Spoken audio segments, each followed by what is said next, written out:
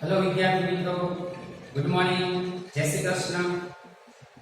Elite પરિવારમાં આપણા સૌનું હાર્દિક સ્વાગત છે. મારો તમને પરિચય આપી દઉં.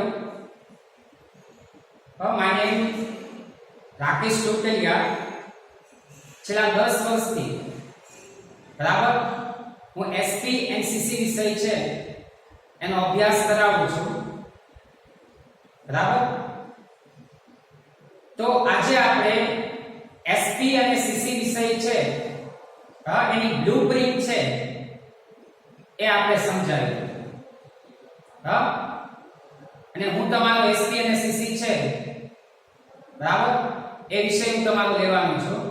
તો આજે આપણે એસપી અને સીસી વિષય છે બરાબર એની બ્લુપ્રિન્ટ છે એનો આપણે આજે અભ્યાસ કરીએ કે બોર્ડની એક્ઝામમાં કયા ચેપ્ટરમાંથી કેટલું પૂછાય છે. બરાબર, એસપી અને સીસી વિષય પહેલા જોઈએ તો આ વિષય છે એ બે ભાગમાં વહેંચાયેલો છે.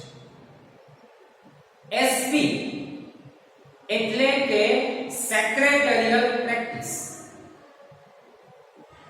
અને સીસી વિભાગની વાત કરીએ, સીસી વિભાગ એટલે કોમર્શિયલ કોરસ્પોન્ડન્સ, જેને કહેવાય વાણિજ્ય પત્રવ્યવહાર.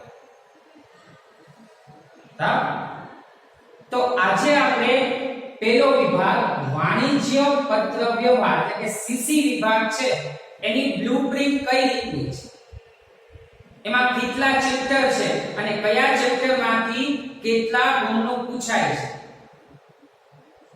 બરાબર તેનો આજે આપણે અભ્યાસ કરવાનો છે. ચાલો સ્ટાર્ટ કરીએ.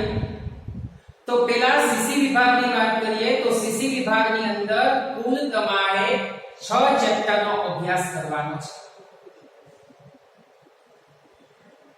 બરાબર, જેમાં પહેલું ચેપ્ટર છે તમારું બેંકને લગતો પત્ર વ્યવહાર. આ ચેપ્ટરની વાત કરીએ વિદ્યાર્થી મિત્રો તો આ ચેપ્ટરમાં તમારે કેટલું પૂછાશે તો આ ચેપ્ટર છે એનો કુલ ગુણ ભાર છે 6, જેમાં એક એમસીક્યુ અને એક 5 ગુણનો પત્ર પૂછાશે. બરાબર, એક એમસીક્યુ પૂછાશે અને એક 5 ગુણનો પત્ર પૂછાશે. એટલે આ ચેપ્ટર છે એ તમને બોર્ડની એક્ઝામમાં 6 ગુણમાં પૂછાશે. એસપીસીસી વિષયની અંદર કુલ 6 વિભાગો છે. એમાં ઈ વિભાગ છે એમાં 4 ગુણના પ્રશ્ન પૂછાય છે અને એફ વિભાગ છે એમાં 5 ગુણના પ્રશ્ન પૂછાય છે. બરાબર, તો આ પહેલું ચેપ્ટર છે એમાં તમારે એફ વિભાગની અંદર 5 ગુણનો એક પત્ર પહેલા ચેપ્ટરમાંથી હશે. વાત કરીએ બીજા ચેપ્ટરની.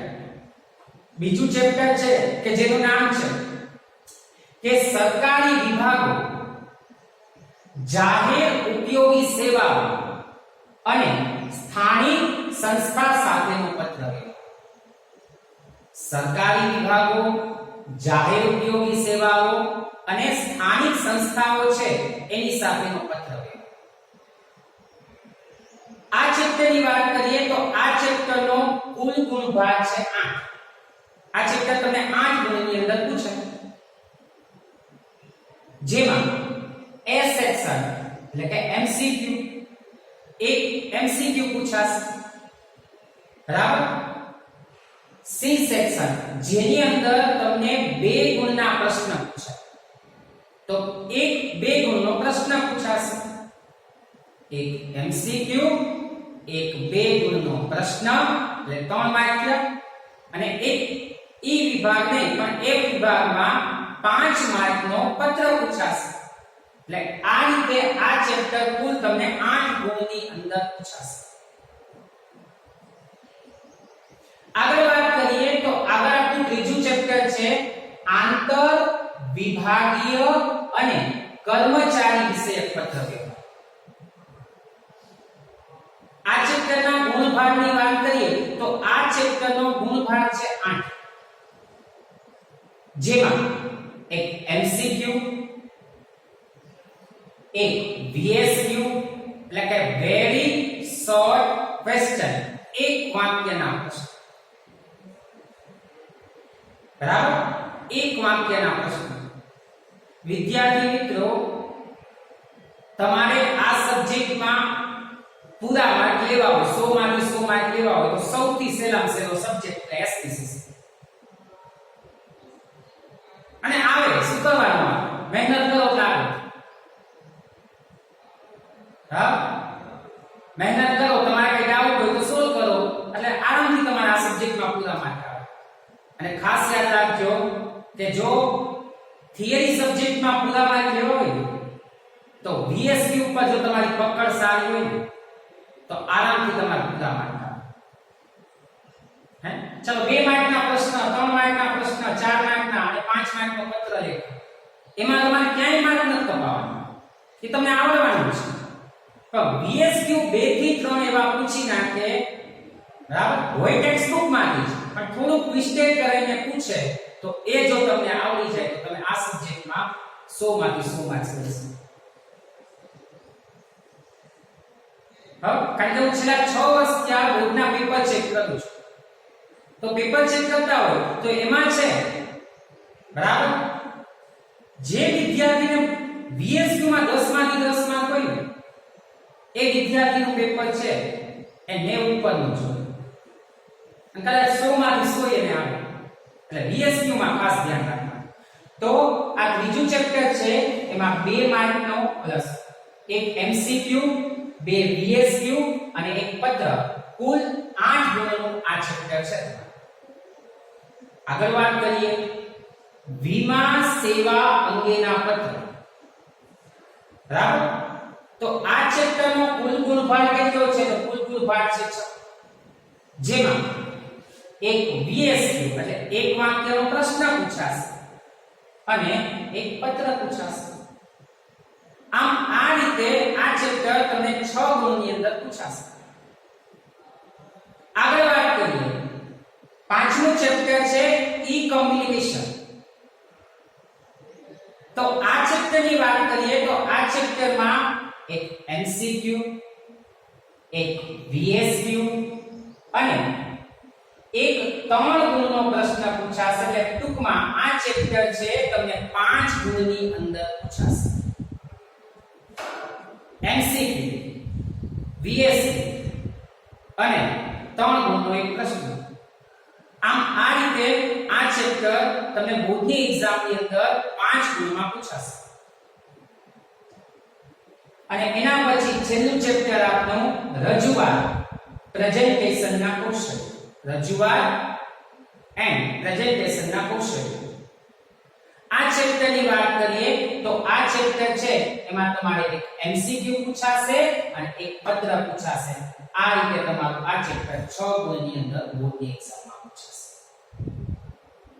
તો આ થઈ વાણિજ્ય પત્ર વ્યવહાર એટલે કે સીસી વિભાગ. સીસી વિભાગની અંદર તમને આ 6 ચેપ્ટરમાંથી આ રીતનું બધું પૂછાશે, બરાબર. અને સૌથી સહેલામાં સહેલો વિભાગ હોય તો એ સીસી વિભાગ. એસપી વિભાગથી પણ સહેલો વિભાગ હોય તો એ સીસી વિભાગ, બરાબર. કારણ કે આમાં 25 માર્કના તો પત્ર પૂછાય, તમે ફોર્મેટ વ્યવસ્થિત ભાગ કરી નાખો તો એમાં કાંઈ નથી. વિભાગ 2 સેક્રેટરીયલ પ્રેક્ટિસ એટલે કે એસપી વિભાગની વાત કરીએ તો એસપી વિભાગની બ્લુપ્રિન્ટ આ પ્રમાણે છે. એસપી વિભાગની વાત કરીએ તો એસપી વિભાગની અંદર કુલ તમારે 7 ચેપ્ટરનો અભ્યાસ કરવાનો છે, જેમાં પહેલું ચેપ્ટર છે શેર બહાર પાડવું. આ ચેપ્ટરની વાત કરીએ તો આ ચેપ્ટર છે એનો કુલ ગુણભાર 11 છે. એટલે ટૂંકમાં આ ચેપ્ટર તમને 11 ગુણની અંદર પૂછાશે. જેમાંથી કઈ રીતે પૂછાશે? તો એક એમસીક્યુ પૂછાશે, એક વીએસક્યુ એટલે કે એક વાક્યનો પ્રશ્ન પૂછાશે, 2 ગુણનો એક પ્રશ્ન પૂછાશે, 3 ગુણનો એક પ્રશ્ન પૂછાશે અને 4 ગુણનો એક પ્રશ્ન પૂછાશે. આ ચેપ્ટરમાંથી તમારે 5 ગુણના પ્રશ્ન પૂછાશે નહીં. અને એક વસ્તુ યાદ રાખજો કે એસબી વિભાગમાં 5 ગુણના પ્રશ્ન આવે જ નહીં. એમાં 4 માર્ક વધી જાય. બરાબર? કારણ કે 5 માર્કમાં તમને લેટર પૂછાય, 5 લેટર પૂછાશે જેના 5 માર્ક હશે સીસી વિભાગ. બીજા ચેપ્ટરની વાત કરીએ તો બીજું ચેપ્ટર છે શેર ફેરબદલી અને શેરનું કાયદાકીય હસ્તાંતર. આ ચેપ્ટરના ગુણભાગની વાત કરીએ તો આ ચેપ્ટરનો ગુણભાગ 9 છે, જેમાં એક એમસીક્યુ, એક વીએસક્યુ, 3 ગુણનો એક પ્રશ્ન અને 4 ગુણનો એક પ્રશ્ન. એક એમસીક્યુ, એક વીએસક્યુ, 3 ગુણનો એક પ્રશ્ન અને 4 ગુણનો પ્રશ્ન. ટૂંકમાં બીજું ચેપ્ટર તમને 9 ગુણની અંદર બોર્ડની એક્ઝામમાં પૂછાશે.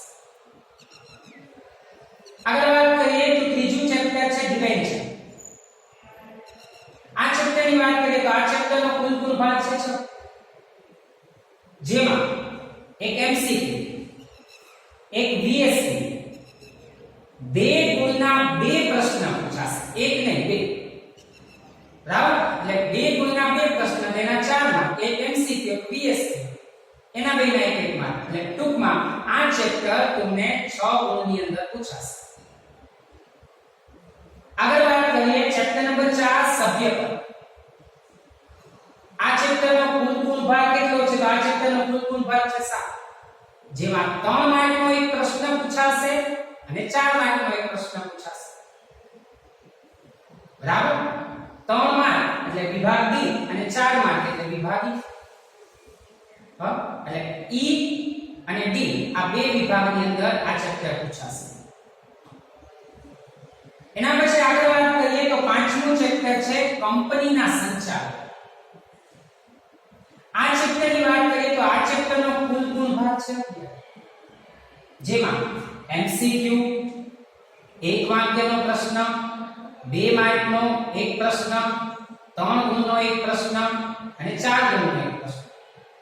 આ રીતે ટોટલ 11 ગુણની અંદર આ ચેપ્ટર તમને પૂછાશે.